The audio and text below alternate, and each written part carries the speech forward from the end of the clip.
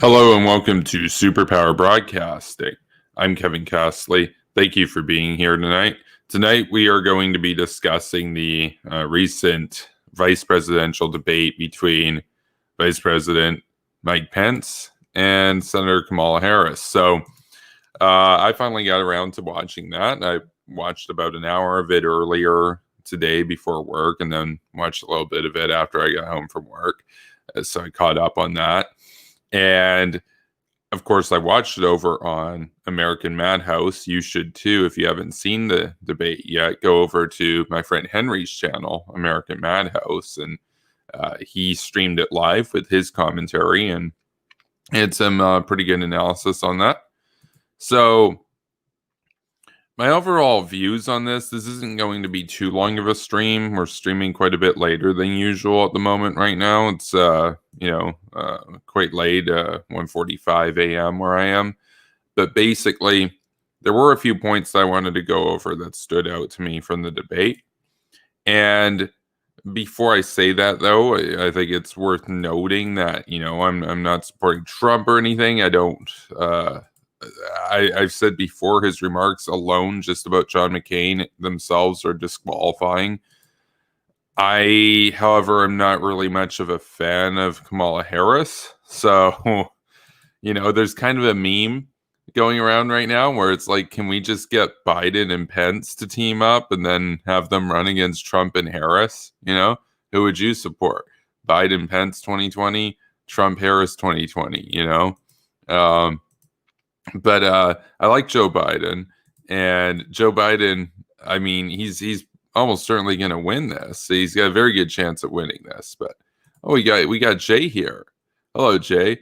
Jay, did you get a chance to see the debate by any chance? Because if you saw the debate, we could bring you on tonight. It's always good to talk with you, but I wanted to specifically talk about the debate on this stream. So if you haven't seen it yet, then it'd probably be better if you came on another stream. But if you have, I'd be down to have you here tonight. So, I mean, it's around afternoon where Jay is, of course. So we've just got the people rolling in slowly right now because, of course, it's a later stream than usual. When it came to the debate, one of the things that really kind of stood out to me. Okay, Jay didn't get to see the debate yet. Okay, fair enough. Yeah, so we'll do this one solo. Okay, he can't join because he's got work. Fair enough. So basically, when we're talking about the vice presidential debate, a lot of people are saying how, well, it's not very consequential. Okay. But it's also probably going to be the only debate that the Trump administration wins. And yeah, and I'm saying it right now. I watched it. I watched a few parts of it a couple times over. Mike Pence won that debate. Now, you can dislike Mike Pence. You can disagree with Mike Pence. I'm more of a social libertarian on many areas, and Mike Pence is obviously very socially conservative, so we have a lot of disagreements there.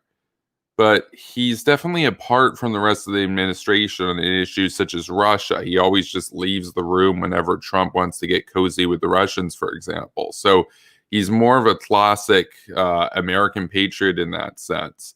He's also a former radio host, and he's very charismatic. He's eloquent. He's no Donald Trump who just goes in there, stumbles around, repeats the same thing over and over and over again, acts like a child, and ultimately behaves in ways that, as Joe Biden aptly put it, they were clowny. They were of a clown. And I think that Mike Pence, he really stands apart from the rest of the administration. You can make a case with Jared Kushner that people underestimated Kushner, that Kushner's smarter than a lot of people thought, that he has actually gotten some good ground made towards peace in the Middle East, which, of course, the Trump derangement syndrome left thought, oh, it's just going to be a complete crap show. They're just going to bungle everything. Are you kidding? Jared Kushner is going to make anything happen? Well, apparently, yeah. They have done some good work in terms of building bridges between Israel and the Gulf states, which is really remarkable. And you have to give them credit for that, right? For helping brokering an alliance, a coalition against Iran. That's very important. And I've given Trump credit time and time again because I thought he was going to be weak as hell on Iran. I've said it before. I said it on Reese's stream. You can go back and watch. I said, one of the predictions of mine was that, well, if he ever met the Ayatollah, he might fall in love. And he might start writing beautiful love letters to the Ayatollah and say how wonderful it is, how you have all this absolute power over your people and that kind of thing. But he never met the Ayatollah. And he also isn't a fan of Obama. And one of Obama's legacies, of course, was the bunk and junk Iran nuclear quote unquote deal, formally known as the Joint Comprehensive Plan of Action, or as I refer to it, the Joint Comprehensive Plan of Inaction. Because what did it do? Oh, we'll lift sanctions on you. We'll unfreeze your assets. Oh, you want to build up nukes and stuff? Well, we'll just believe you if you say you're not, basically. Because we don't have the political will to deal with a war or anything. So let's just pretend you're not getting nukes until we're out of office and don't have to bear the responsibility for the ineptitude of our foreign policy doctrine. We can pass that buck along to the next guy. Yeah, well, Trump was the next guy. He came in there and was like, yeah, this is bunk and junk. We're getting rid of it. We're pulling out. And the Europeans, they got triggered. The Eurocucks got triggered. Obviously, the Russians and the Chinese, they didn't really like it too much. And people have described it as arrogant unilateralism. And I of course, make the point that in the face of the enemies of liberty and in the face of allies who are more of the sort to be pigeons, unilateralism is no vice, it's a virtue. And I'm a very unilateral kind of guy. If nobody else in the room is willing to stand up for what is right, does that make you the bad guy to be the champion of the oppressed? Does that make you the bad guy to be the voice of reason? No. Groupthink is stupid. America is exceptional. And America has the power and the resolve and the foundation to essentially say, we're done. We're not going to be a part of this anymore. And that was, let's keep it real. That was a result of Trump being president. That happened because Trump was president. That's a good thing to come out of this administration. Now, there was a point in this debate that directly references the withdrawing from the quote unquote deal, and I do want to get to that in a little bit. But what I was talking about here was just how, there are some things that you can give Trump credit for. Now, there's a lot to criticize him over. But, that was one particular case where we give credit where credit is due. In terms of the debate, well, we'll take a look at the chat. I see there are a few more comments here now.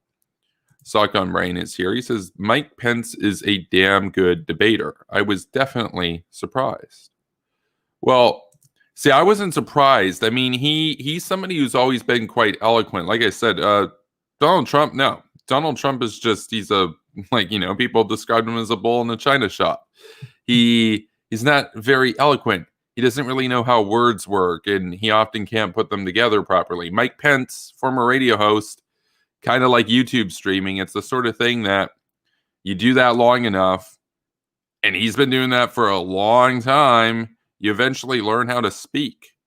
And even if you're wrong, even if you're on the wrong side, even if you're saying something that's disagreeable, Mike Pence has such a cadence and such a talent in terms of his oratory skills that he's able to present it in such a way as to essentially come across as at worst lukewarm or even somewhat wholesome, right? And he's a very good speaker. He's a very good speaker. I would put him in a similar category to somebody like Bill Clinton when it comes to speaking abilities. Donald Trump is a terrible speaker, but it doesn't really hurt him because he's the kind of guy who can get away with it because it works in his favor for him to become more relatable. That's another way that you could do it. That's something that Trump, though, is kind of unique about. it's kind of like how he can do scandals and it makes him endearing to his fan base because they're like, oh, that's awesome. He got away with it, that kind of thing. Most people can't really get a pass on that. Joe Biden couldn't get that kind of a pass. Hillary Clinton couldn't get that kind of a pass. But Donald Trump's the kind of guy, well, he has a scandal after another scandal, so you can't really focus on it. So you either got to try to be, squeaky clean, no scandals whatsoever as a politician, or you got to have as many scandals as you possibly can so that nobody can stick to any one of them to put the heat on you. And of course, Donald Trump went with the latter sort of, what would you call it? He went with the latter approach. So FKJMS is here, newest patron of the channel. Again, thank you for your support, man. It's awesome. And he says, amen. He says, is the snapback effective? I'm not informed about the details of it. Let's see. Well, I'm not sure exactly what you're. Oh, right. Sock on Brain also had a comment here. It said CNN's Who Won poll put Pence at 39%. What does it say of Kamala for Pence to get that high of a rating on CNN of all outlets? Yeah, well, I know Young Turks and some other sort of far left outlets were basically saying, Pence only got 39% or whatever, but it's like you do have to look at the sources of the polling. The sources of the polling are going to skew away from Pence. They're going to give Pence the harder end of that, and yet Pence still came away at 39%. It's like, yeah, basically, let's just keep it real. It was about a 50-50 in objective terms, in terms of who supported whom. And so I think Pence won. And there are a number of reasons why Pence won. I think that some people say, well, and Henry said this as he was broadcasting and commenting on the debate as it was unfolding. He mentioned how Pence was basically, he had an angry kind of face. He looked pissed, that kind of thing. But, and I, I'll give him that. That's an accurate reading. Pence looked pretty furious at a few points there. Though, I got to keep it real with you guys. If you put me in that stage, I might look similarly. I don't know. I think I did a decent job of looking, I guess upbeat or happy in a way. Not off-putting during my debate with Nutso Liz, like the last prominent debate that I've done at this channel. She was very annoying, very irritating. It would be very easy to kind of get that demeanor of Mike Pence there. And of course, Pence has had to deal with a lot of just all kinds of, vitriol and whatnot from people like Kamala Harris. But Harris, here's the thing that you have to keep in mind. Yes, Pence looked angry. Pence looked furious. But Kamala Harris looked very, very smug. Let's just be real about that. She looked very smug. She had this holier than thou kind of like, oh, that's cute. You're like, you think that that you're appealing to people and stuff. But like, I've got this big brain approach, bro, and stuff. And by the way, her argumentation too, like we can talk about the debate in two metrics. We can talk about, well, just the optics of it. Who had the better oration, who had the better optics, who looked tougher, that kind of thing.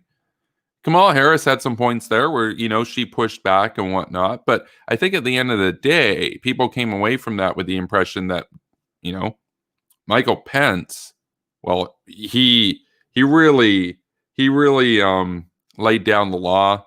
He really, there were a few points in that debate where he just absolutely wrecked Harris. Regardless of whether you like Harris or not, or you like Pence or not, he destroyed Harris on the court packing dodge, for example. That was great. He as well, he had, I would argue, despite looking angrier, I think he came away as more something. He came away as more of somebody that the audience could, in a way, relate to and sympathize with. I think Kamala Harris, she had this attitude that a lot of people, they're not going to resonate with that. It was just this kind of, scolding towards Pence of like, just just her reactions as Pence was speaking just came across as incredibly smug. And you could say, well, maybe she gets to be smug, you know? I mean, she's a senator. Yeah, but he's the vice president. They all have big egos. I've made that point before when people try to criticize Trump over his ego. I'm like, you don't get to be president of the United States. It's impossible to become president of the United States if you don't have a big ego. Having a big ego isn't going to make you president, but you're never going to be president unless you have a big ego, because the amount of attacks, the amount of slander, the amount of haters and trolls that you have to deal with for years to get to that point, you have to think highly of yourself. Otherwise, you'll be filtered out. You'll drop out, you'll burn out, you'll quit, whatever, right? So they all have huge egos. They would not be prominent politicians. They would not be successful, esteemed politicians in the Senate or in the White House if they didn't have big egos. They both have big egos. Kamala Harris looked a lot more smug and a lot more off-putting than Mike Pence. That's my view of it. You can disagree with me. This is just my opinion. This is my read of it. And that's coming from somebody that if I were voting in this election, I would vote for Biden-Harris. But I think that Michael Pence won this thing. So now we'll get into the second metric, apart from the optics and everything, which is the substance. Now, we can debate about how important the substance is in a debate, because a debate is largely about the optics. It's about the presentation. It's about the oration, that kind of thing. But, you know, Kamala Harris generally is a pretty good speaker too. It's just, again, I think the smug sort of holier than thou attitude, I think that can backfire. But Nicholas says Pence come across as an automaton. I don't really agree with that. He comes across as kind of almost a throwback to a sort of softer spoken transatlantic kind of era of the sort of Leave It to Beaver days and whatnot. I see him as wholesome in that kind of very dated, nostalgic kind of way. But, you know, to a lot of the people that are going to be voting in this election, they're 2 times or 3 times our age, right? So to them, would he come across as an automaton? Probably not. He probably comes across as a nostalgic sort of advertising marketing agent or something, you know, in a commercial from like 1965 or something, you know. He's like I said, he's a good speaker. He has a more old school way of talking, but you know, he's a classic American politician in that sense. Suck on Brain says, I wouldn't say furious is the best word. Serious is a better term, in my opinion. Yeah, somewhere between the two. He did look kind of angry. He did look kind of angry throughout the majority of it. And you can be serious without looking angry. But I can also kind of understand why he would be angry, because Kamala Harris' expressions in that debate were just so cringy. I mean, they were just unbelievably off-putting, and I don't think she won over any people that would have been leaning towards Pence. Now, did Pence did he win over anybody that would have been leaning towards Harris? Probably not. But I don't know. So Nicholas asks, wasn't he a radio preacher, or did Trump reverse Midas touch suck out any charisma that it have? I don't really understand the question. I think that Pence is charismatic. He's charismatic in an old school way, mind you. So, but keep in mind, the average voter is like a boomer, right? So is that really a disadvantage for him? Sock on Brain says, Kamala put the nail in her own coffin with her China comments. Yeah, so we're going to talk about that. She also sealed it with the absolute dodge near the end of the debate on the court packing issue. It was embarrassing. It was completely embarrassing. And Pence slapped her down and wrecked her. And it was amazing. It was amazing just how disproportionate Pence was in that respect, because Kamala, she had moments there where she did push back and whatnot. And you could say, well, they were kind of on an equal sort of footing, but Pence absolutely destroyed her on the court packing issue. It was embarrassing. And how could she answer any differently? Because she's on the wrong side on that. But Nicholas says court packing is one thing, but stamping on a woman's dying wish with hypocrisy is another. Wait, what is this a reference to? Because I've said before on this channel, and we'll talk about it when we get to the part about the court packing, but you're the president of the United States. You're elected in a democracy by the American people. You get 4 years in the White House to, have the responsibility and the privileges of the president of the United States. One of those responsibilities and a privilege is you are entrusted to appoint Supreme Court nominations. Nowhere does it say, oh yeah, but you're only really president for like 3.8 years, bro.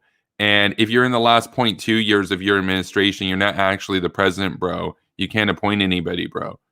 Doesn't say that anywhere. That's ridiculous. That's ridiculous. No, if it's the last day of your term and you have the opportunity to appoint somebody, you get to appoint somebody. Like elections have consequences. You don't just vote for something. You're like, okay, they're going to have power for 3.25 years. No, they're going to have power for 4 years if they win. This idea that Trump can't nominate somebody to the Supreme Court because it's close to the election, what does that even mean? And people can say, oh, well, Mitch McConnell drew the line at a year before the election or whatever. Okay, but Mitch McConnell, he didn't do that as some principled stand that he said, oh, you have to wait if it's within a year or whatever. No, he did that because he knew that Obama was weak. Mitch McConnell is good at playing politics. He is a very staunch conservative. He has an agenda. And he figured that he could pressure Obama into waiting. And he was right about that. And it worked for the Republicans. And now he's supporting a quick nomination.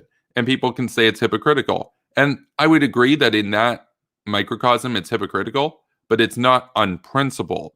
Because he's still a principled conservative. He's so principled in his conservatism that he's willing to be a hypocrite in order to get his agenda through. That's how much he cares about his values in that sense. So I am not really that conservative, like on social issues and whatnot. I don't agree with these guys on a lot of things. But I'll tell you what, regardless of whether it was Obama or Trump, you should get to make the nomination. I'm done with this whole arbitrary threshold sort of thing that isn't really written anywhere. No, the threshold is when you're no longer president, the next inauguration. Between when you are inaugurated and when the next president is inaugurated, you're president.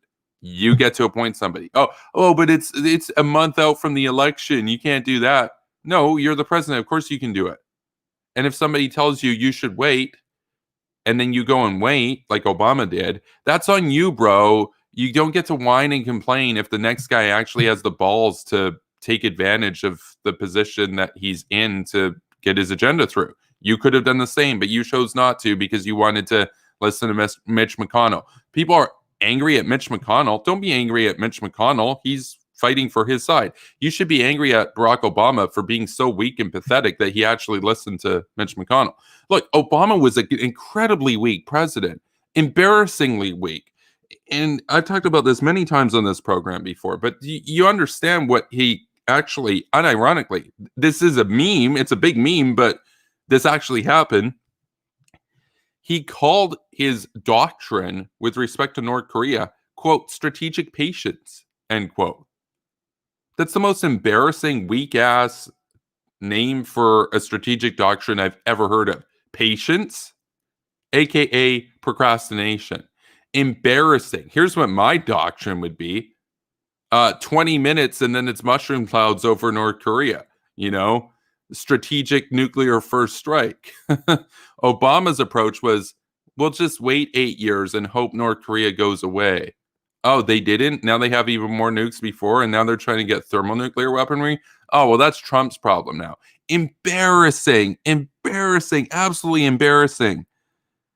And we got a lot of people that are opposed to Donald Trump that they miss Barack Obama. And I'm sitting here and I'm like, wait, but they're both clowns. Can we just get like George Bush and then like John McCain and Mitt Romney and Nikki Haley? Like people that are actually going to deal with the issues in the world, you know? Can we get Joe Biden from the 1990s? That'd be awesome. You know? Can we get Ronald Reagan? That'd be awesome. Can we get Curtis LeMay as president? Can we just revive Douglas MacArthur, make him president? He'd nuke North Korea, you know? He'd do it in a heartbeat if he saw what was going on. He's like, dude, they're going to get H-bombs and then aim them at you.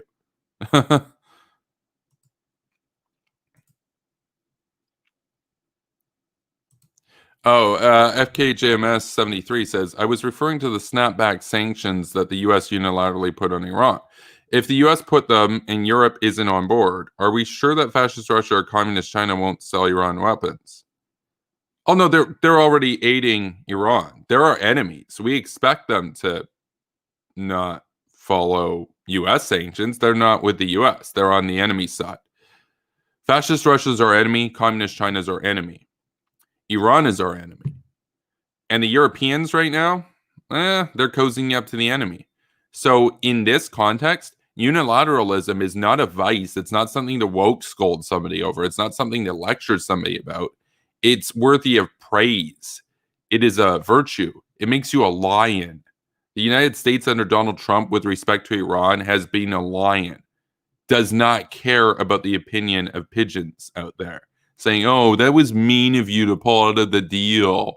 We were playing patty cakes and it was fun with the Ayatollah. Absolute disgrace. A disgrace. Ben Rhodes, by the way, is basically a tanky simp for Cuba and Iran. And he's a big fan of the deal. Obviously, he was in Obama's administration. If you look at his Twitter, it's embarrassing. Oh, man, his parents must be so proud. He became a simp for Iran and Cuba. No, dude, I'm not a fan of the Obama administration. And when it comes to a lot of issues, the Trump administration has been markedly better. And yet they're very isolationist still, mind you. We'll get to that in the debate. So there's a point here. And I made a tweet about this earlier. So I'm just going to, go to my tweet here. I've got Twitter up, on my screen right now so that I can jog my memory. Because it was a little while ago earlier the day that I watched this part of the debate. But there was a point, and I'm not making this up. You can actually go and watch it. You have to see it for yourself to believe it. Because what I'm about to say is so ridiculous that you're going to say, there's no way Kamala Harris actually said that. You're straw manning her, bro. You're just paraphrasing her in an inaccurate and unfair manner to demonize her. No, she actually said this. She actually said this. So brace for some cringe, my friends. Kamala called Trump isolationist because he pulled out of the Iran nuclear deal. And of course, I tweeted with regards to this. Are you kidding? He pulled out because he actually wanted to stop Iran getting nukes. Trump is very isolationist, but not on Iran. Pathetic. Pence owned her on this. That's amazing. So we talk about isolationism. We call Trump an isolationist. We talk about how he refuses to, go in and take out Bashar the Butcher in Syria.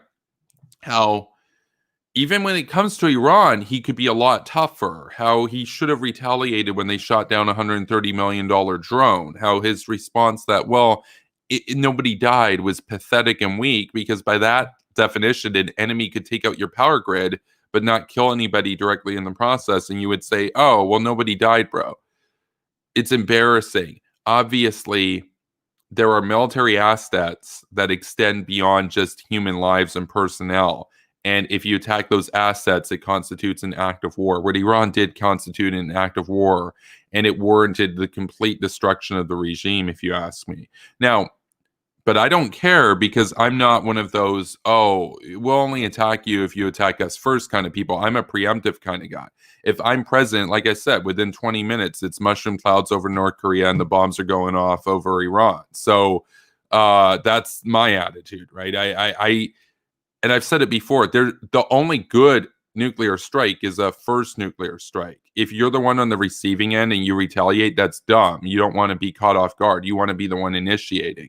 That's how you get the massive gains from it. I mean, especially if we're talking about nuclear warfare, because nuclear warfare in particular, because of the speed at which it moves, it so favors the attacker that to be anything other than the attacker is just a sheer point of weakness. And so now Iran doesn't have nukes yet. And you could win a war with Iran without having to use nukes. You could also technically win a war with North Korea without using nukes, but I guarantee you that they will get nukes off the ground and they will detonate over your allies' territory and your assets if you go the conventional route. You have to do a total first strike because we understand that it's unacceptable that even a single one of their nukes gets off the ground. So there's no playing around with them. You have to go above and beyond to make sure that they are 100% destroyed and unable to retaliate in any nuclear manner against you. And then you finish them off. But with Iran, again, I'm not going to wait for them to shoot down a drone. They're done as soon as I'd be president, basically. That would be my style. That would be the style that I would hope that a Trump administration would take on. But, he's obviously, he doesn't have much of a hawk bone in his body. Anyway, Iran shoots down a drone, and Trump says, well, nobody died, so it's okay, which is pathetic. So by that definition, I can just steal $130 million from you.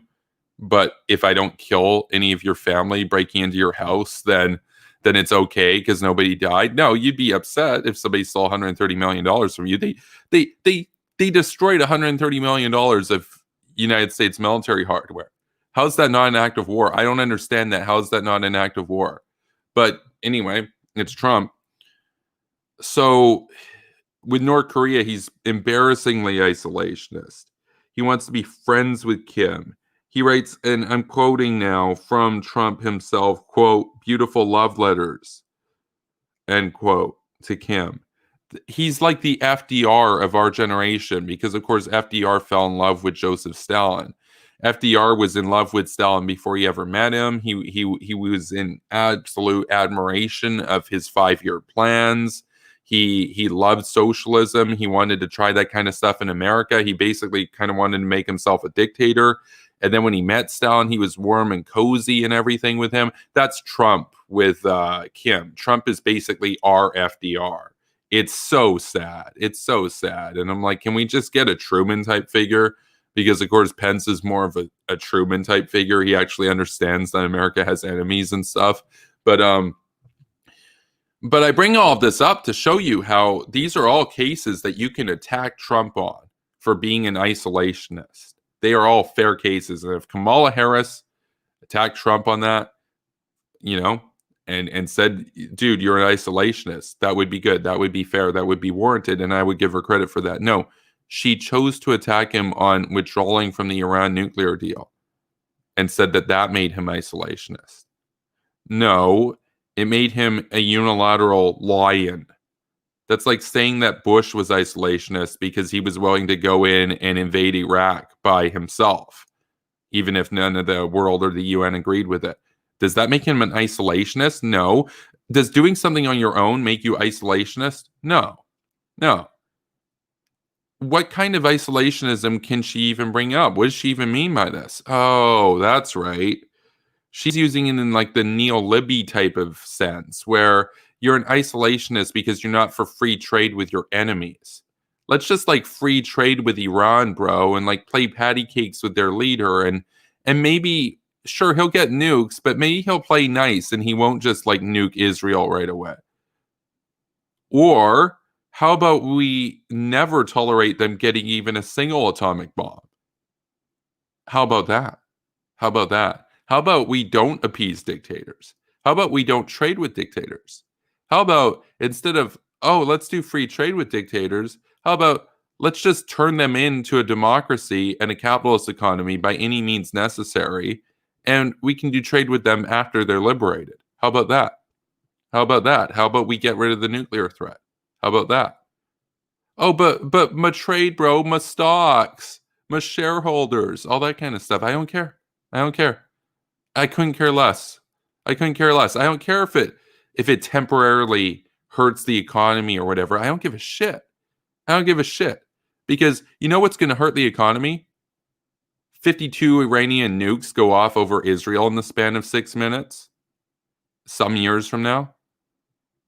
And like 4 million Israelis are dead within a month of that. And it causes a complete war where Israel fires off a huge share of their nukes at Iran and the remainder of the nukes over at Iranian proxies in the region. And over 400 nuclear weapons detonate in the Middle East and the surrounding region within the span of a few weeks. Don't you think that that might hurt the economy a little bit more than not trading with Iran? With Iran? What do you mean trade with Iran? I had some brainlet on Twitter recently try to say, well, pulling out of the Iranian nuclear deal was bad because the U.S. lost access to some medicine that was contracted through Iran. And I'm looking at this, I'm like, why would you be dependent on anything made in Iran? Why would that not be something that you make domestically? Like, can we just go back to having every essential thing made at home? Why? I don't get the obsession with, oh, let's just like spread out our stuff so that we're dependent on all these other countries for our sustenance. That's a losing strategy. No empire that has ever succeeded in history made themselves weak and contingent upon others like that. That's not how it works. You do free trade with those who earn it. Those are the top democratic allies like the UK, Israel, Canada, countries that abide by international norms. They have free democracies, human rights, all that kind of stuff. Here's who you don't do free trade with. Here's who you don't even trade with in the first place. Iran, North Korea, China, Russia, Bashar's Syria, etc. Relationship? No, there should be no relationship. Here's the relationship. Oh, I have a gift for you, Mr. Ayatollah.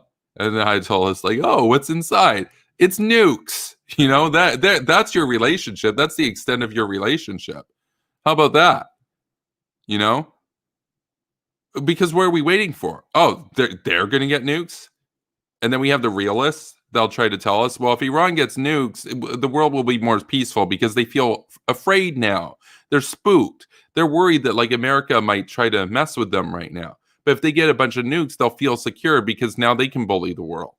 Oh, that's such a good recipe for peace, isn't it? Such a peaceful world when every rogue terrorist state and menace has access to nukes. Or how about this? How about America's the only country that gets nukes? How about that? That seems like more of a recipe for peace in my view. So I know it's a little bit hard to enforce that status quo right now. Probably should have done that back in the 1940s before the Soviets got them. But, you know, this is the world into which we are thrust, and we have to come to terms and try to forge it into a better world as we can. So, of course, Sock on Brain now gets into the next part of this, which is just embarrassing. And I know that people could tell me in the chat, hey, look, you're overlooking the good things that Kamala Harris said. And there weren't very many, by the way. There really weren't. She opposed fracking. I'm like, wait, so are you with the Russians? How can you be opposed to fracking? But anyway, okay, well, she had Green Party tier talking points. It was sad. She had Bernie tier talking points. And Pence rightly pointed out at one point, he's like, even Bernie isn't as left-wing as you in the Senate in terms of his voting record. And it's actually kind of true. It's actually kind of true. I know that it's a tactic in a debate to always make your opponent seem the most extreme and radical as you possibly can. So to say, oh, you're to the left of Bernie or you're to the left of Marx, it's a good hyperbolic sort of tactic. It's kind of a straw man, usually. No, he's actually accurate there. Because Bernie Sanders, believe it or not, is actually in some ways kind of conservative on gun rights, for example. He's not the most liberal when it comes to gun reform and that kind of stuff. Kamala Harris, on the other hand, is to the left of Bernie Sanders on guns. So they're pretty progressive on a ton of stuff, but she's more progressive than he is on guns. So when Mike Pence said that, he's not really wrong. So, you know, it was a case where that sort of extreme hyperbole was actually kind of the reality of the situation. But Kamaljeet Ram says it was way more professional than the presidential debate from what I have seen. Pence and Harris. Oh, it wasn't even close. It wasn't even close. Now, Joe Biden was pretty professiononal, but there was somebody at the presidential debate that wasn't that professional. So Terra Nova says Trump will be on the campaign this Saturday. So I do want to get to the next one, which of course Sock on Brain alluded to. And so, but I also tweeted out, I said basically, Kamala Harris thinks unilateralism equals isolationism. Embarrassing. That's like calling George W. Bush isolationist because he invaded Saddam's Iraq, regardless of how many would join him. Wow. Yeah, it was dismal. It was amazing. And nobody really talked about that. But that's why you're subscribed to this channel. That's why you watch Superpower Broadcasting. Because while everybody else is out there on Twitter and stuff talking about, well, court packing memes and fly memes. Oh, look, there's a fly on Mike Pence's head. Very funny, very funny. Haha, clap, clap. Funny memes, right? There's me out here. And I'm like, wait, she called Trump isolationist for not letting Iran get nukes. Wait, what? Wait, what? Okay, but that's why this channel exists, because I'm going to talk about things that just goes over everybody else's heads or most other people's heads. And even though I'm supporting Biden, I'm not letting that slide. I'm not going to be like hacky for Biden and Harris. And the thing is, I understand why a lot of the neocon type personalities on YouTube, or mostly on Twitter rather, are, you know, like the Liberty or, you know, the Lincoln Project, I should say. I'm quite tired right now, but the Lincoln Project, how they're all, you know, they're into all the memes and stuff, and they're really hyping up Kamala Harris and everything. Look, I understand why they're so vehemently anti-Trump. And it's not just because of the disgusting things that Trump has done and what he said about McCain. And it's not just that they're being like immature and this sort of thing. Look, they're Republicans. They've been Republicans their whole lives. And then they watch Trump destroy the party, basically. And they're absolutely pissed. And I can understand it. And so for me, as kind of like, you know, my foray in internet politics is really only the last couple years or so. I'm not a member of the Republican Party in the US or anything. Like, I'm not a member of any party right now. So I'm kind of detached from that. But if I were a member of that party for 30 years and then I saw Trump come along and just in one fell swoop completely just annihilate everything good that the Republicans stood for, I might find myself tweeting pro Kamala Harris memes and stuff during that debate too. So I kind of understand why Bill Kristol is the way he is these days, that kind of thing, even though I'll disagree with some of the positions and stuff that are implied by this. And you know what? Bill Kristol would also disagree. Bill Kristol would probably make very similar points, but he hates Trump so much, and he's a never Trumper. I've said it before, I'm not really a never Trumper, but I also didn't spend my whole life basically building up the Republican Party, and these guys did. And then they watched Donald Trump turn it into a clown show. So I understand why they're completely outraged and furious. But by that same token, though, it also means that you get a more neutral or at least a more objective take from the neocon side from a channel like mine, where I don't have that sort of invested, long sort of bias, I guess, that would lead me to just vehemently oppose Trump at every turn. I oppose Trump at most turns, but I'll give him credit on Iran. And of course, we're talking about Iran right now. So the next one, well, I also tweeted, I said, unilateralism is often as far from isolationism as you can be. It's the resolve to do the right thing, even if the world calls you mean names and a warmonger. In a world of enemies and pigeon quote unquote allies, unilateralism is no vice. It's a virtue. So I tweeted that out. So you can go and follow me on Twitter at Kevin Castley if you haven't done so yet. Well, within the next few months, hopefully we can get up to 1,000 followers. That'd be pretty awesome. So I'll put my @ there in the Chiron right there, so y'all can go and follow me on Twitter if you haven't done so yet. And then we'll get to the part about what she said about Xi Jinping. That was a huge yikes. There were so many moments in this that were just a complete embarrassment for the Biden camp. And I think that Joe Biden made a mistake going with Kamala Harris. So she brought up a poll. And again, I'm not making this up either. This is going to sound fake. This is going to sound fantastical. This is going to sound straw-man-y. This is going to be like, no way Kamala Harris actually did that. No, she actually did. She actually did. If you watch the debate, she actually did. She referenced a poll from Pew Research Group. And she's like, oh, they're a very reputable group and all that kind of stuff. Yep, true. Okay, so where are we going with this? She said, in America's allies, and she's referring to like Western Europe and stuff like that, since this administration and since the pandemic and all this stuff has happened, the rest of the world, our allies, their people hold Xi Jinping in higher esteem than Donald Trump. And so therefore Trump has messed up. And I'm looking at this and I'm like, wait. No, that means we've got a ton of tankies now. That doesn't mean they're right. Wait, since when are a bunch of privileged, cushy Western Europeans that take America's defense for granted and then woke scold America and talk about how America's arrogant, even though America literally covers their nuclear defense so they don't have to spend all their tax money on maintaining nukes to deter the Russians? Wait. They're right. They're the default voice of reason. How are they the voice of reason? They're a bunch of snotty brats that have been so distant from the reality of the forces of darkness trying to conquer Eurasia.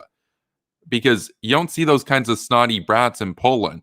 You don't see those kinds of snotty brats in Georgia. You don't see those kinds of snotty brats in Ukraine. You don't see those kinds of snotty brats in Estonia. You don't see those kinds of snotty brats in Latvia. You definitely don't see them in Lithuania. No, you see them in Western Europe. Why is that? Because Russia's not on their border. They're completely removed from the threat of Russia. And even though Russia's got nukes pointed at their towns, they don't really think it's a thing because, Putin, he's it's his sphere of influence, bro, and that kind of stuff. And America, they're not woke, bro, that kind of thing. No, why are we in any way listening to what a bunch of Western European brats have to say about America? I don't understand that. And you'd say to me, well, Kevin, you live in Canada or whatever. Yeah, and I'd be the first person to tell you we got a bunch of those snotty brats up here, and they completely take America's protection for granted and crap on America as she protects us with her nuclear arsenal, even though we can't even do the bare minimum and spend 2% on our military, which is a basic requirement for our even being in NATO in the first place. We can't do it. We're at 1.3%. It's embarrassing. At least I'm out here saying, hey, look, we got a lot of problems in Canada, and we owe America a huge debt of gratitude. We would be a Soviet gulag colony. We would be Siberia's Siberia if America didn't defend us during the Cold War. We'd be under communism right now. We'd be a starvation state, a puppet state of the Kremlin. But Kamala Harris takes those snotty brats and their view of Trump and says, all these snotty brats, they think a brutal communist dictator who's killed, a lot of people and sent 1.5 million people to gulags. based on their ethnicity and their religion. Well, as he's building up nukes and trying to take over the region, he is now seen as better than Trump. So, you guys are the bad guys to the Trump administration. And I'm looking at this, I'm like, wait, you're trying to argue that a brutal communist despot is better than an elected president you just happen to disagree with? That is so hysterical and so disgusting. I can't say she won on substance at all. She lost on substance. And Trump, or not Trump, but Pence here kicked her ass. He shut her down. And it was based. And I really wish we could just swap them out. I wish they could be Joe Biden, Mike Pence 2020 running against Donald Trump, Kamala Harris 2020. That would be the easiest election in history. It'd just be boom. Biden wins everything. Trump and Harris go crying and whining home. That would be awesome. But no, this is the world we live in. So Sogum Rain basically says she cited Pew Research to suggest Xi Jinping is better than Trump. However, Pew Research also shows that views of China are at an all-time low. In America, yes. She was specifically referring to the opinion of people that don't even live in the United States. She was talking about a bunch of Western European privileged brats that take America's protection for granted and then won't scold America for what, not having universal health care? Yeah, guess what? If America had universal health care, you wouldn't have America's protection. So shut up. That's my message to those those Eurocuck brats, basically. So Kamaljeet Ram says it was way more professional. Oh yeah, that we already went through that one. Suck on Brain says reality being that just about everyone views China negatively. It's insanely bad optics to praise their leader at this time. No, I agree 100% here with what Sock on Brain is saying. It's hard for me, especially because I'm kind of tired right now and it's late and whatnot, but it's hard for me to get across just how absolutely disgusting her remarks there were. It amounted, honestly, to dictator apologetics. It was literally dictator apologetics for a brutal communist tyrant who's genociding minorities in his own country as he has carried out an economic indentured servitude strategy towards Africa and many countries throughout Asia in order to secure dominance, as well as aided and embedded the worst nuclear threat in terms of rogue states, in terms of small rogue states, I should say, because of course Russia is a rogue state, but they're also kind of a superpower. That being North Korea, as well as aiming nukes against America and her allies, that she says, oh, well, they like Xi now and they don't like Trump. Yeah, that's not a problem with Trump. That's a problem with those Western European brats, that they're so detached from reality that, oh, Trump said a mean thing on Twitter. Xi Jinping I hold in higher esteem now. Yeah, Xi Jinping doesn't say mean things on Twitter. You know what he does? He does mean things to tens of millions of people on a daily basis. It makes life in communist China miserable for literally over 1 billion people as he aims nukes at us. And you go and sit there in that debate with your smug little face and talk about how he's better than Trump. Better than Trump. Our problem with Trump is that Trump is too soft on Xi Jinping. Xi Jinping is the problem. He's worse than Trump. It's not even close. Trump is an elected leader that we happen to disagree with on a bunch of stuff here. Xi Jinping is a brutal communist tyrant that we have nothing in common with, and who wants to destroy us and our way of life, and has actually been achieving that with the virus, for example. He's modernizing their ICBM systems right now. They parade the Dongfeng missiles that can reach North America. I'm so sick of this idea that like the nukes aren't even a thing anymore. Like it's not the Cold War anymore, bro. There's nothing to be scared of. There was a time when people lived with the constant worry and the constant knowledge that the Soviet Union could explode nuclear warheads over their cities at any moment, essentially. That you would only have a few minutes warning to get into your bunker. Now nobody has a bunker and nobody even thinks about the nukes. China's aiming the nukes at us. I want you to understand they're not our friend. You don't want to be friendly with Xi. He's not a nice guy. He's aiming hydrogen bombs at you and your kids.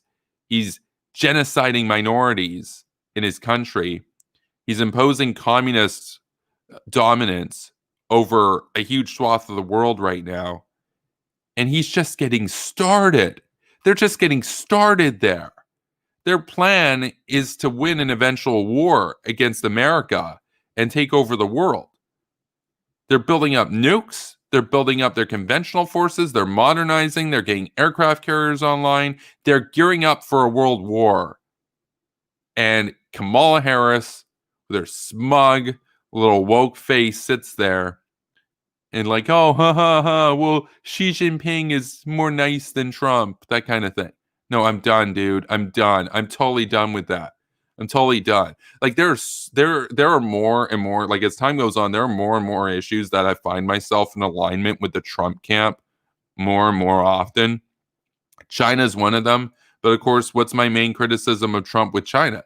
Oh, it's all rhetoric. He doesn't actually do anything. Why can't we just get somebody like Douglas MacArthur? You know what Douglas MacArthur's solution to China was back in the day during the Korean War? He was like, oh, let's just drop some nuclear bombs. Just straight up. Why can't we have leaders like that?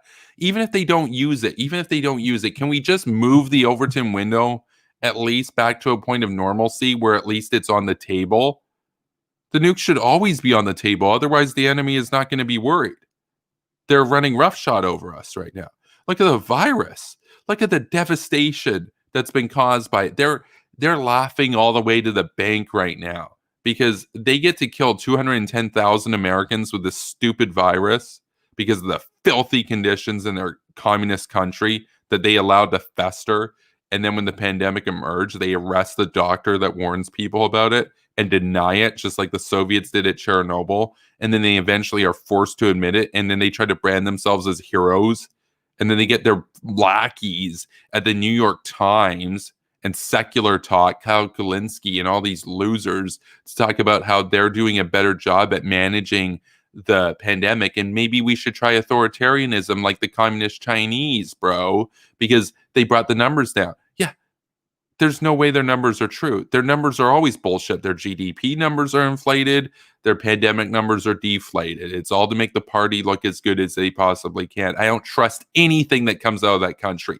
In fact, I trust a children's toy that you know is going to break in 24 hours that says made in China on the packaging. I trust the reliability of that over the validity of any numbers that they release about any metric, whether it's economics or it's the pandemic or it's their military. They're full of shit and they're a communist system and it's all a paper tiger right now, but they are building up strength over time and they are gearing up for World War III. And just as Chairman Mao had said, and of course, Xi Jinping is a great admirer of the Chairman Mao, the late Chairman Mao, and he wants to resurrect the Mao system in China with him as Mao 2.0. What did Mao say about nuclear war? He said, we do not fear nuclear war.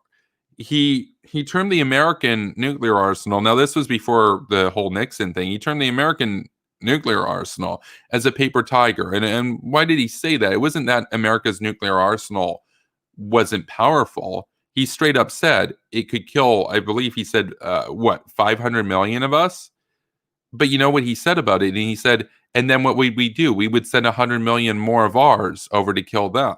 In other words, we're China. We have 1.4 billion people now, basically. You can kill a billion of us with nukes and we'll be fine. We'll come over there and kill you. In other words, communist China is gearing up for nuclear war. They viewed their population as disposable. if you nuke 1 billion of theirs, they're like, oh, we have 400 million left and we took out a huge number of your people. They're in a different system. If they lose 1 billion civilians, it's not that big of a deal because they're a centralized dictatorship. If we lose an equivalent 200 million here, it's a big deal to us, and it would completely upend our way of life and everything. They're not like the North Koreans. The North Koreans literally, like, they're eating grass and sleeping with their AKs. They're really gearing up for a nuclear war. But Communist China, they're also ready to go. And they're planning this out over the next 100 years or so. It's insane to me that the idea of us trying to have a relationship with them going forward is even on the table. They're our enemy. They're just our enemy, straight up, and they need to be dealt with before they get more nukes. It's as simple as that.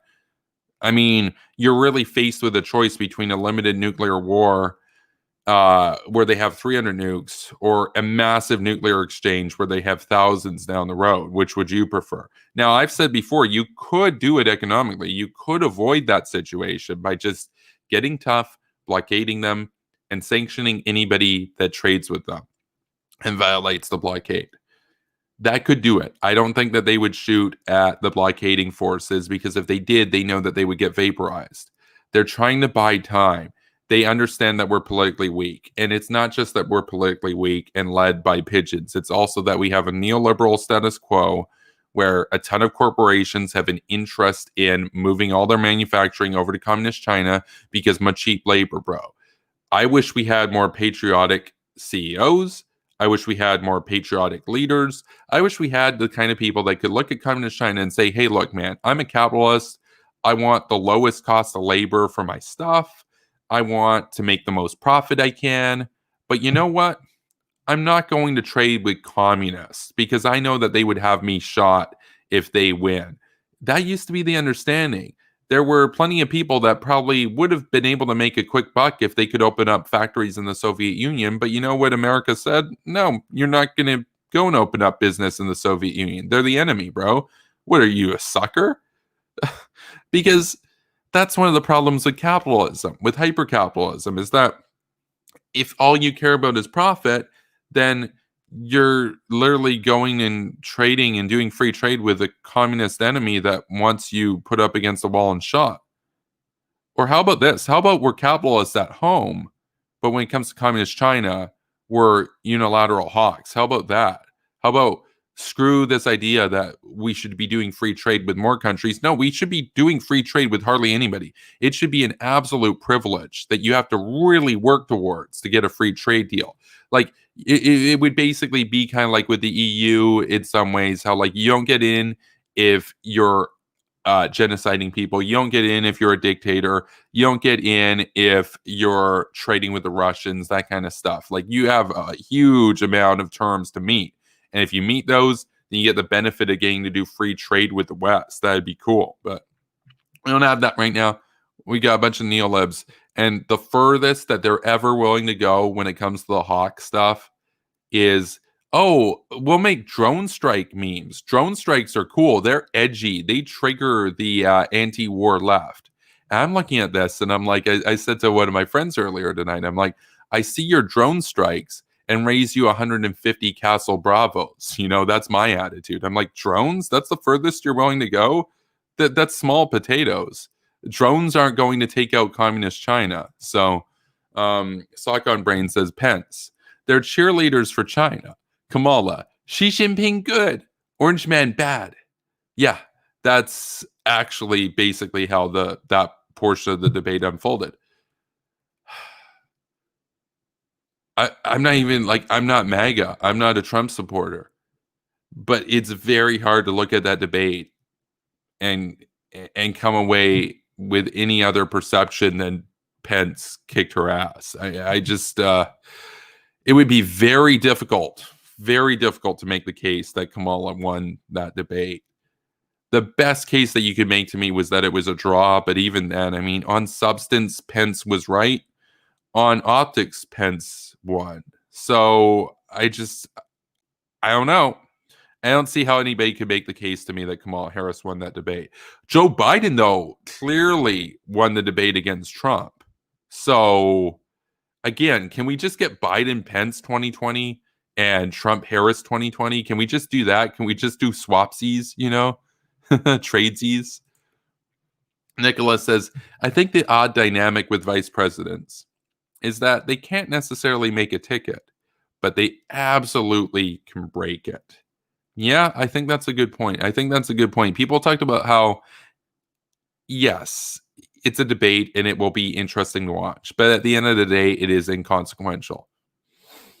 Not really. The consequences are, if you screw it up, you can really hurt the nominee. But if you do a good job, you're not really going to help the nominee that much because everybody just expects you to do a good job already. Pence did a good job. Harris didn't do a good job. See, if they both did a good job there, well, you can basically give it to Harris because Biden won the other debate. But here, no, dude, I know Joe Biden has a public and a private position. I know he has to win over a lot of people that are very far to the left of him. But come on, Joe Biden's got to be sitting there thinking like, that was kind of bad. That was kind of bad. So we'll get to the next question. FK JMS. Oh, did I turn my mouse off? Oh.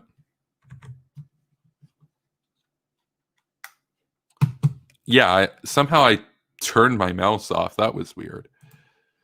FK JMS. It's a brand new mouse too. Cool mouse. The patrons paid for this. That's awesome. And the PayPal gang. So thank you guys for the new studio and everything. You guys will get to see what it looks like fairly shortly.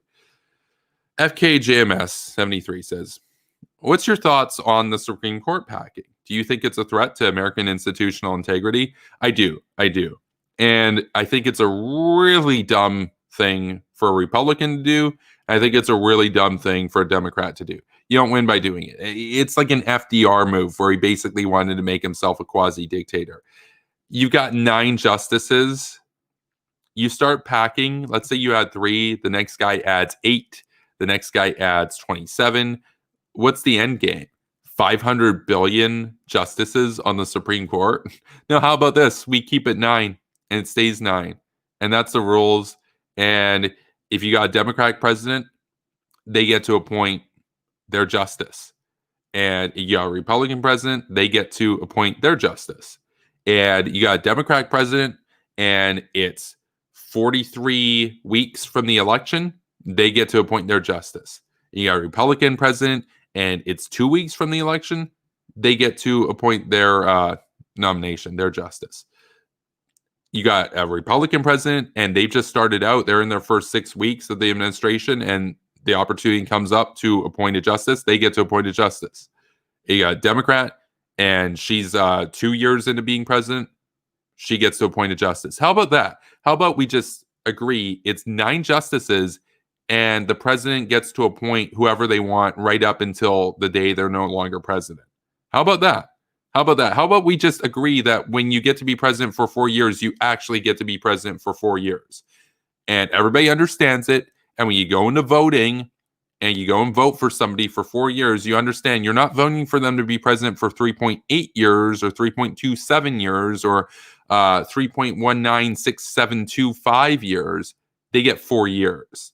And if something happens to one of the justices, they step down or they die or something 3 weeks before the inauguration, well, they're president. They get to nominate somebody. How about that? How about we just agree that those thresholds actually matter? And you're the president for 4 years, and that's that. How about that? No, but if we add like 86 judges, though, we can make them all Democrats, and then the Republicans will never win.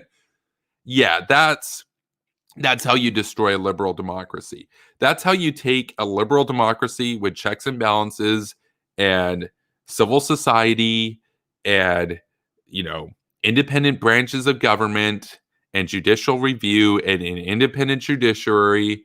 And that's how you turn it into basically a kangaroo despotism very fast. Packing the Supreme Court is one of the dumbest ideas I've ever heard. So that's my opinion there. You can disagree with me. You can agree with me. I'm not sure what you guys' thoughts are on this because we usually just talk about foreign policy, but those are my thoughts. So.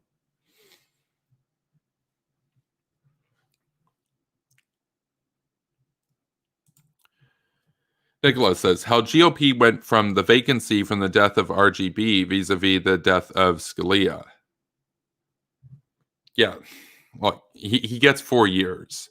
FKJMS 73 says, I agree that Mitch McConnell is a hypocrite, but packing the court isn't good at Nicholas. Yeah, no, I've said too, Mitch McConnell is a hypocrite. He might even own up to being a hypocrite if you pressed him on it, but he's not unprincipled. I've had people try to call Mitch McConnell unprincipled because he said one thing about waiting before, and now he's saying rush it now. That's not a principle. That's a stupid principle. Nobody makes a principle like, oh, my principle is you should wait if it's within 6.82 months of the election. That's not a principle. He's a principled conservative. He's so principled as a conservative, he's willing to be hypocritical in order to get his conservative agenda through. Because he'd rather be a principled conservative and be a hypocrite than not be a principled conservative and care about like some arbitrary thing or whatever. So at one point in the debate, Kamala Harris said, because Michael Pence asked Kamala Harris and said, well, you and Biden, we've heard talk that if we get to nominate our nominee, which by the way, I'm not really a fan of Barrett, like Coney Barrett. I'm not really a fan of her. Reese, definitely not a fan of her.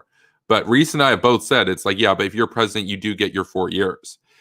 Again, to all those people who are saying, yeah, but Obama didn't get to appoint his nominee for a year because of McConnell. No. That wasn't because of McConnell. McConnell told him not to, and Obama was such a weak-ass loser that Obama said, yes, sir, okay, sir, I won't do that, sir. You don't get to blame McConnell because McConnell took advantage of Obama being a total pansy. You should blame Obama. How about that? Because I'm telling you here right now, you got a Democrat and their president, and it's close to the election or it's a year out from the election, they get to nominate whoever they want. They're president. They're elected. So I'm principled in that stance. Donald Trump gets to nominate whoever the hell he wants. I don't care how close it is to the election. He's the president.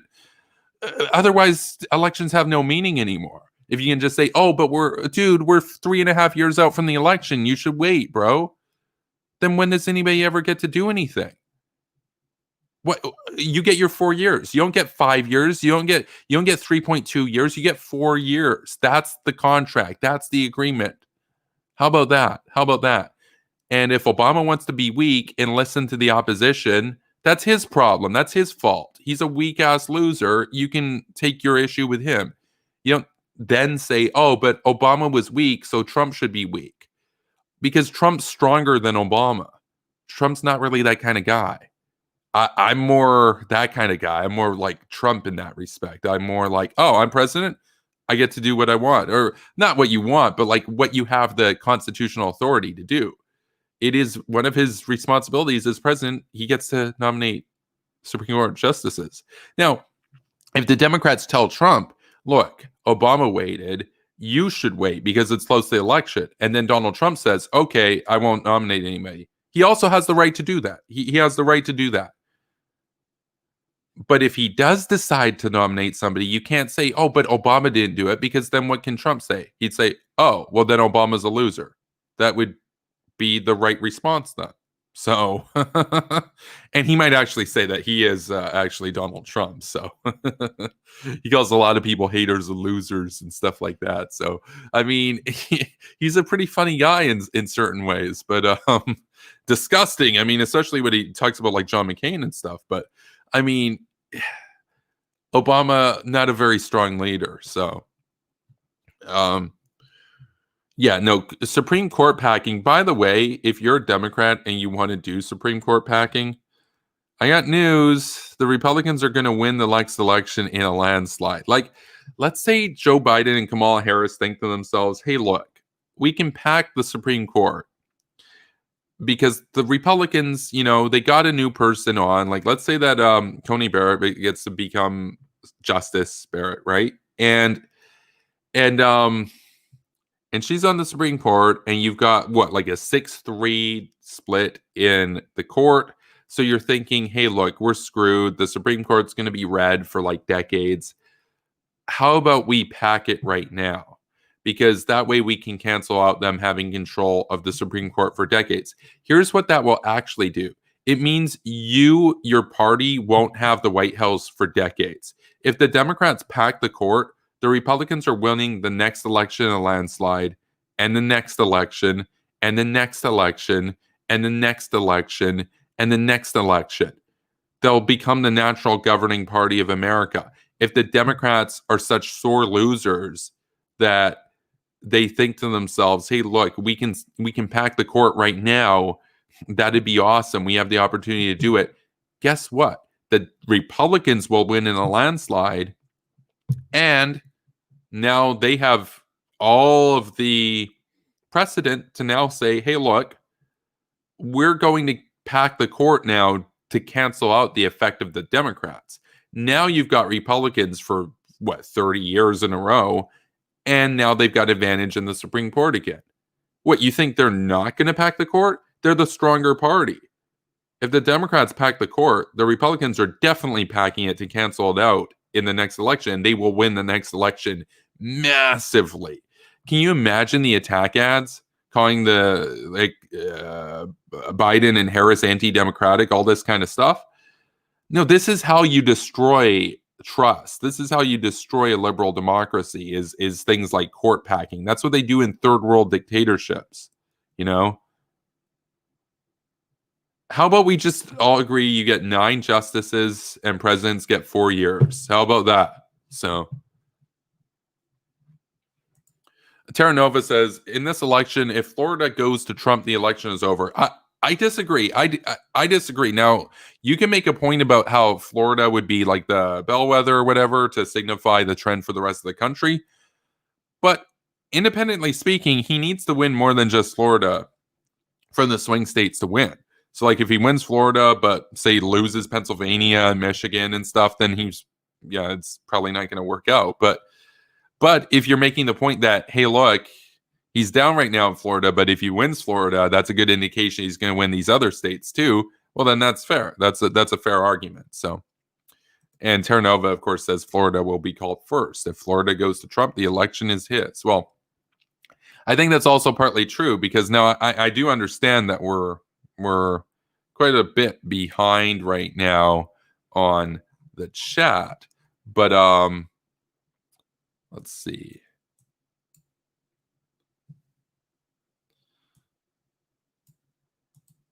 Yeah, we're quite a bit behind on the chat. Got a lot of comments, but where was it? Florida will be called first. Yeah, so there are a lot of people who are saying, well, it's whoever is declared the winner on the 3rd, but a lot of the votes won't actually be entirely counted on the 3rd. So a lot of the mail-in ballots will be counted later on and whatnot, and absentee ballots will be counted later on. If Trump is declared on the 3rd, then they'll contest it in the Supreme Court. And they could win that case in the Supreme Court to argue that the other votes shouldn't be counted because they weren't counted before November 3rd or the end of November 3rd, before midnight. So we'll see how that goes. I think that Donald Trump has a better chance of winning in that respect than most people are willing to give him credit for. So we'll go back to the chat. Saigon Brain says, would you endorse Trump for 2020 if he suddenly decided to nuke or declare war on Iran?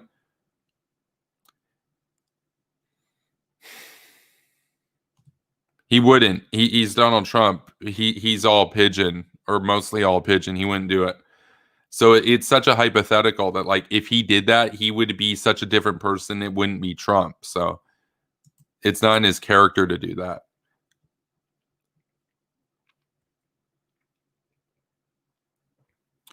Terra Nova says Biden will lose the Rust Belt in a real way and Florida.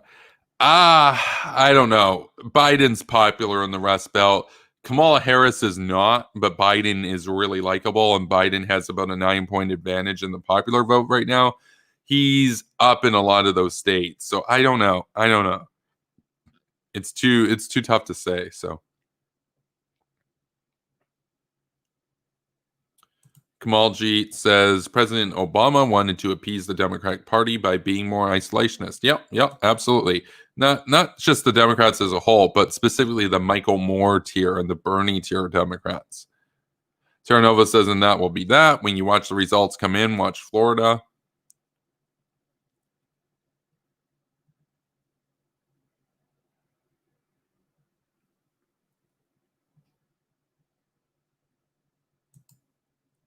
We got an isolationist saying U.S. arms ISIS.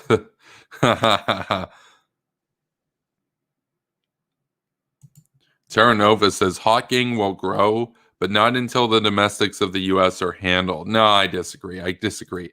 Uh, we literally have enemies aiming nukes at us. Like, they're trying to take over all of Eurasia. You can't just be like, oh, but my abortion issue or whatever. It's like, look, if the Russians win and make us a slave colony, the abortion rights are whatever the Russians say they are, or whatever the Chinese say they are. And the Chinese, they're pretty pro abortion. They do a lot of forced abortion over there. So that's the law of the land now. How about this? How about we defend and preserve our civilization first instead of becoming a puppet state? Because if you lose the Cold War. Well, now all those laws and stuff don't matter domestically because you're not your own country anymore. How about that? How about that? So, Cruise 2024, cruise missile. I like the sound of it. He's kind of hawkish.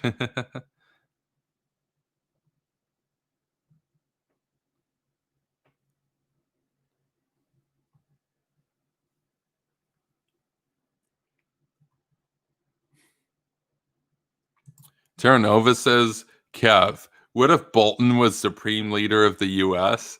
Oh, do I have a Bolton meme? I'm pretty sure I got some rare Boltons in here. No, I haven't uploaded the Boltons yet to the new brand over. Oh no, I do have the Boltons. Yeah. Love the walrus, fear the walrus. Oh no, that that would be some based memes for sure. Jay's back. Jay says I have a question. So we'll get to his question. We're obviously pretty behind on the chat. FKJMS73 says Iran is the only country that gave terrorist organizations missiles and drones. Luckily, the Patriot missiles and THAAD systems are 99% effective. THAAD is largely unproven in a lot of strategic cases and stuff, and I think it's by and large overrated. I'm sick of people saying you don't have to worry about a nuclear threat from North Korea because of THAAD. That's basically a meme at this point. Oh, JS. Where's Reese? Spooky nukes.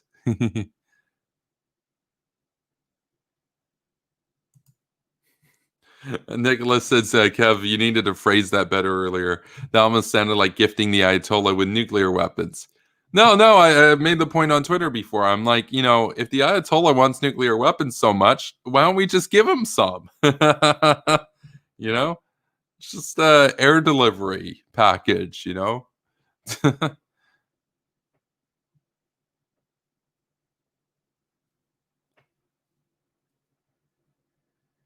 Terra Nova says we can't be more aggressive, but we can be less aggressive. It's almost impossible for the United States under this administration, and especially Obama, to be less aggressive. What do you mean you can't be more aggressive? You could be a lot more aggressive. Technically speaking, you could just send 8,000 nukes over to Russia and China right now. That would make you more aggressive. That's totally possible. Because otherwise we risk trade. Well, how about this? How about we make ourselves self-reliant, Terra Nova says, name a country we can invade or bomb without immediate repercussions. Wait, what do you mean by repercussions? I've never said there won't be repercussions. I'm making the point that waiting for them to get nukes and then doing the war is a lot dumber than doing it before they get nukes. It's better to start it when they don't have nukes than wait for them to start it when they have nukes. Terra Nova says the neocons are in the same camp as Blue Dogs. They're irrelevant. Wait, Blue Dogs won the primary. Blue Dogs kicked Bernie's ass, bro.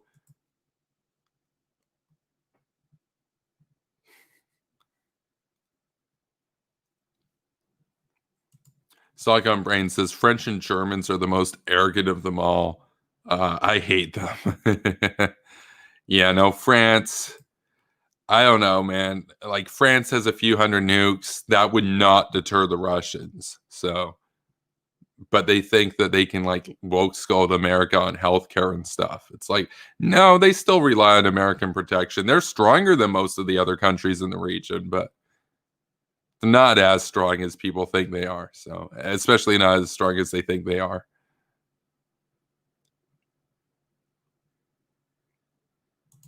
Terra Nova says manufacturing has to come back here. I agree. Imagine building all of your bombs and plastics in the country you're bombing. Yeah, how about we make stuff here? Says the neocons were part of the reason why we're in bed with the Chinese right now. Are you referring to like the strategic alliance with Red China against the Soviets? Because that was smart. I would have also allied with them against the Soviets, and then I would have turned on them after the Soviets collapsed.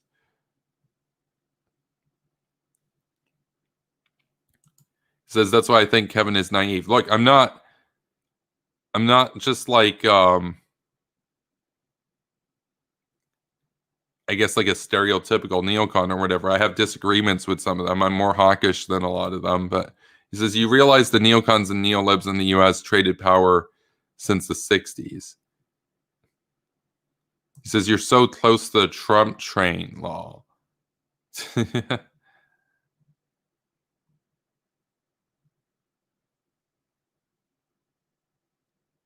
Yeah, Terra Nova keeps talking about domestic issues. Dude, if you lose the Cold War and the Russians take over your country or the Chinese take over your country, you don't get an opinion over abortion issues or taxes. You're now a slave state. Your taxes are whatever Beijing says they are. Your abortion rights are whatever Beijing says they are. In other words, forced abortions. So, how about we deal with our enemies and then we take care of that kind of stuff? So,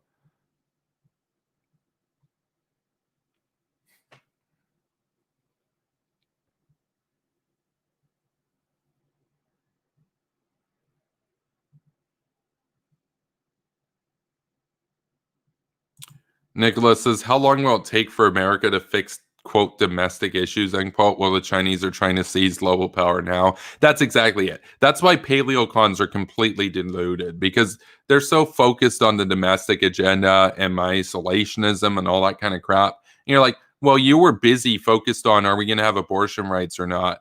The Chinese were busy taking over the world. And it turns out, yeah, you're going to have abortion rights. You have the right to a forced abortion by the Communist Party. Like the domestic culture war has been going on for centuries, since the Enlightenment, basically. This idea, oh, deal with them. What do you mean? That's a perpetual battle. That's going to be ongoing for thousands of years. There's always going to be people that are more progressive and people that are more conservative. But people that are very conservative in 700 years are probably going to be pretty progressive by today's standards. And people that are progressive then are going to be even more progressive. So that's kind of the general trend as things go on. But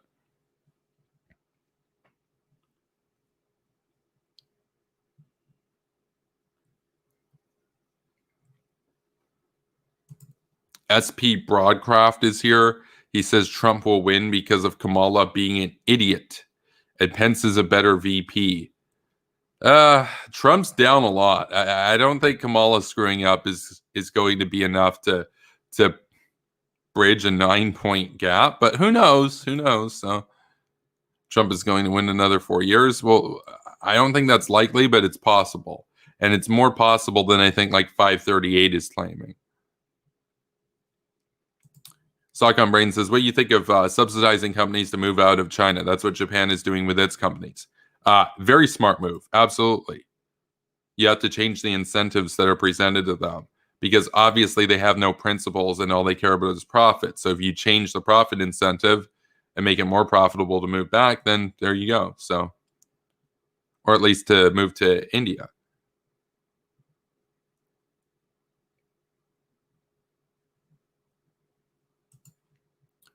FKJMS 73 says, I think the perfect Republican ticket should have Nikki Haley.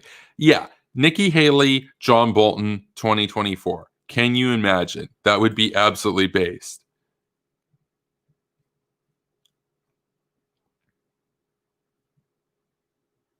But the fly, yeah, Kamala lost when all of her supporters they have to resort to the meme of the fly as if that was like Pence's fault or something. That's all they've got. That's all that they've got. No, they lost. They lost, man.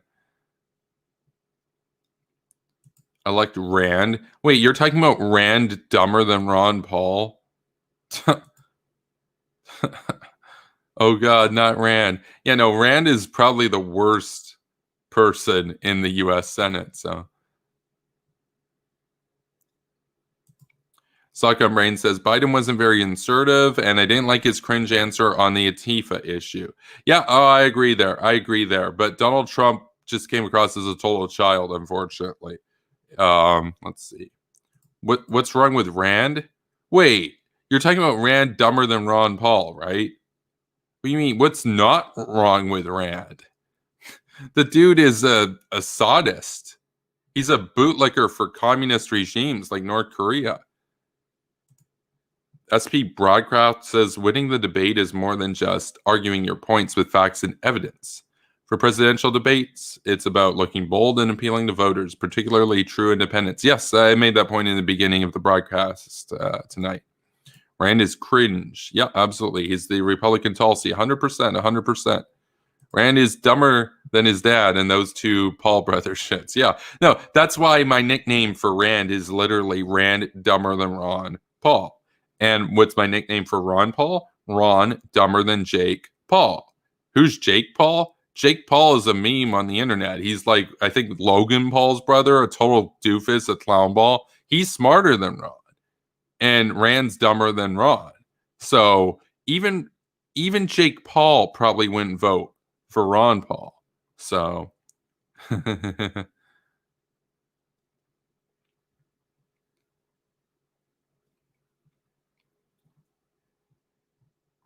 yeah, so we had a lot of comments in the chat. Terra Nova says, bring Wyatt on. Wyatt's probably asleep right now. It's like 4 a.m. where Wyatt is.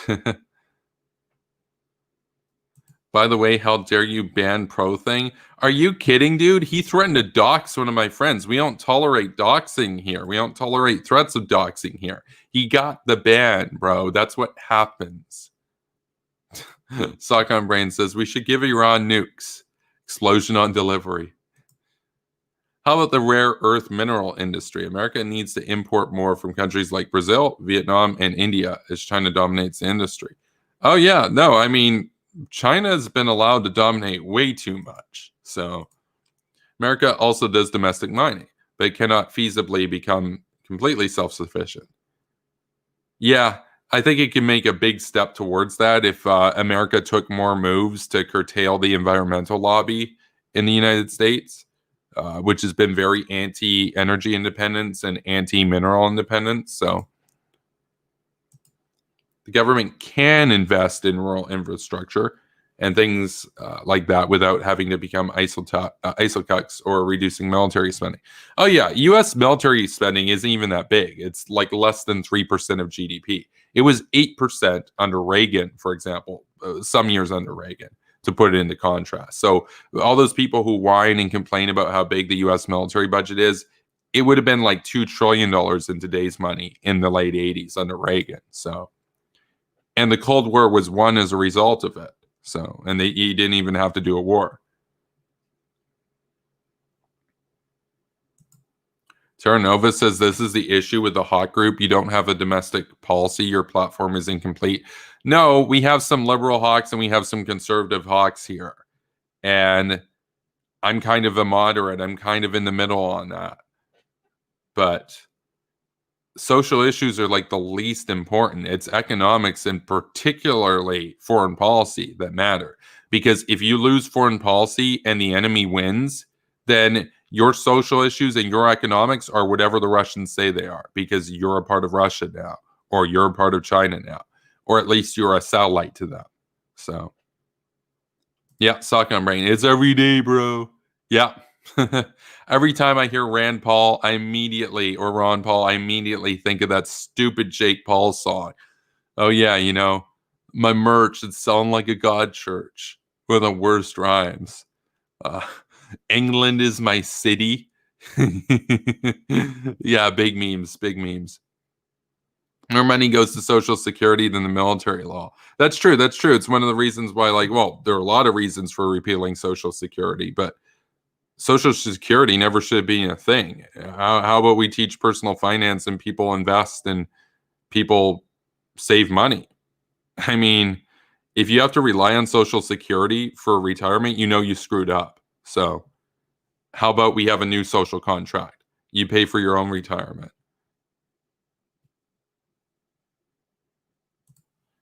Repost. Domestic issues have to do with healthcare and tax policy as well as energy policy. Okay. My healthcare policy is basic safety net through negative income tax and a free market system. Tax policy is lowest taxes that you can get while maintaining a well-funded military. And energy policy is drill as much oil as humanly possible, basically, so that we can bankrupt the Russians and export it to Europe to get them off of Russia. So, yeah, energy policy also intertwines with foreign policy. I support big oil. I support Canadian oil. I support American oil. I think we should be exporting Canadian oil and natural gas to Europe. I think we should be undercutting the Russians at every turn.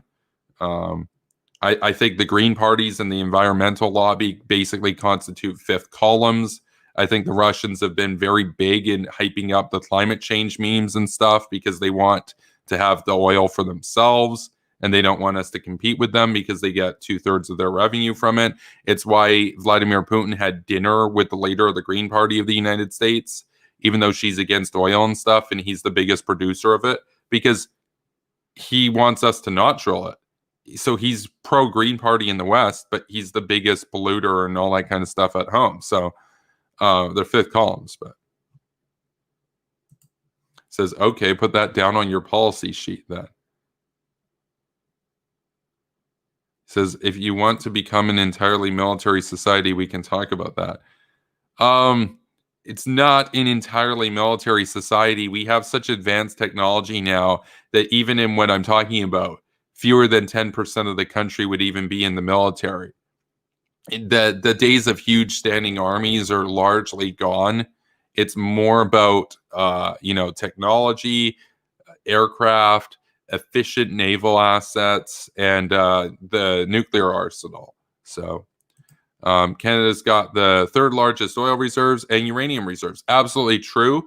And yet we have a bunch of complete losers here that want us to sit on it and let it go to waste. And I often make this point. I say, imagine being so fortunate to be endowed with the third largest oil reserves in the world. People would kill for that. Countries have done wars for that oil. Not our oil, but countries have gone to wars for oil before. And some of the idiots might think, oh, Bush lied in Iraqi oil. No, Saddam Hussein did 2 wars for oil. He invaded Iran to get their oil, and he invaded Kuwait to get their oil. And that was his official reasoning. If you listen to why he went in, he's like, this is a war for oil, literally. But all the people that say Bush war for oil, they're defending Saddam, who literally did wars for oil. So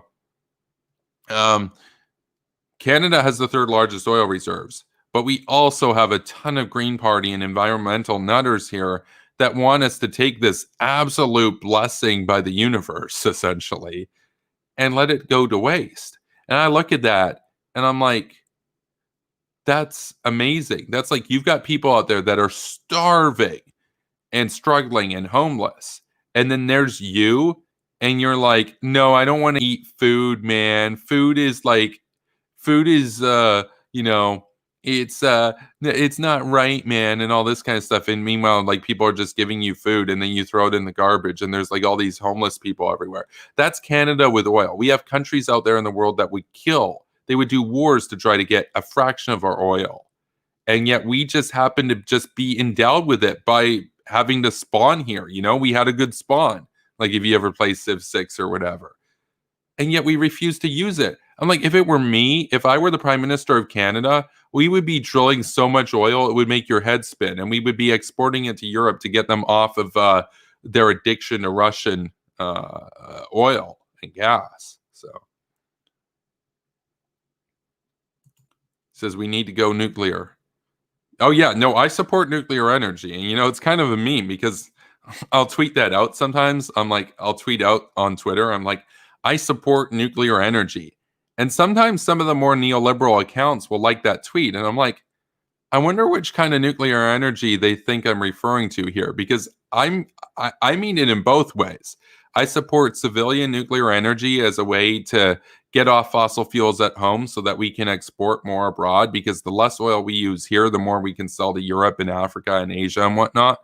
But I also talk about nuclear energy as a way of dealing with our enemies, right? So there's two different types of nuclear energy. So I always get a kick out of that because I'm like, I wonder if they really know what they're liking here, It's a bit spooky. By the way, you guys, if you haven't done so yet, go and subscribe to Reese over on YouTube. He's rebranded his channel after like 5 years. He's no longer Nightmare Fuel. He is Spooky Nukies now over on YouTube.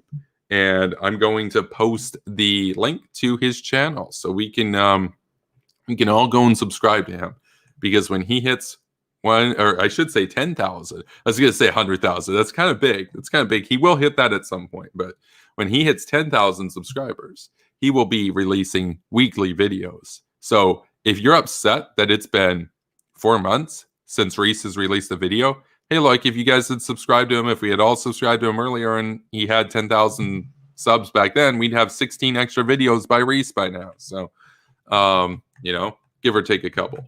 But, yeah, so he's on at Spooky Nukies.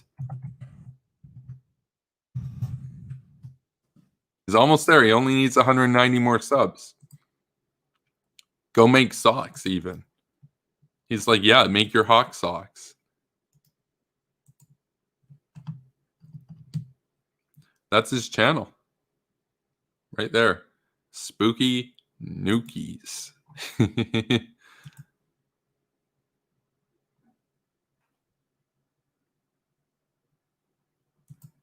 Neoconservatism is easily perverted. Don't forget that. What are you even talking about, dude? Give me an example.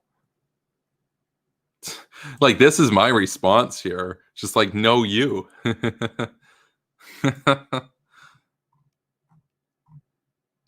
Oh man. Well, anyway, we do need to wrap up this stream shortly. So I do want to say thank you to everybody for being here tonight. We had an active chat. We don't always agree on everything. We often have good debates in the chat, good discussions. But I will say this. Definitely subscribe to this channel if you haven't done so yet. But more importantly, go and subscribe to Reese if you haven't done so yet. Reese makes excellent content. And he is going to be back. He is going to be back. And he did tease something on Twitter tonight. So before we go off air, I do want to bring that up because I think you all will get a kick out of it. It's pretty spooky.